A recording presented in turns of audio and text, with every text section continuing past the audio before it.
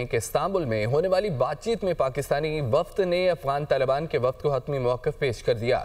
Security ज़राए के मुताबिक पाकिस्तान ने वाज़ेह कर दिया है कि अफगान तालिबान की तरफ से की जाने वाली दहशतगर्दी की सरपरस्ती नामंजूर है। पाकिस्तानी वफ्द ने यह भी वाज़ेह किया है कि इसके खात्मे के लिए ठोस और यकीनी इक़दाम करने पड़ेंगे। सिक्योरिटी ज़राए के मुताबिक इसके बरअक्स तालिबान के दलाइल गैर मुंतकी और ज़मीनी हक़ाइक़ से हट कर हैं। नजर आ रहा है कि तालिबान किसी और एजेंडे पर चल रहे हैं।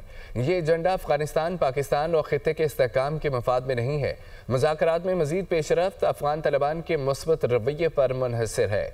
सिक्योरिटी ज़राए के मुताबिक पाकिस्तान ने जो मुतालबात पेश किए हैं वो मुकम्मल तौर पर वाज़ेह शवाहिद पर मबनी और मसले का हकीकी हल हैं।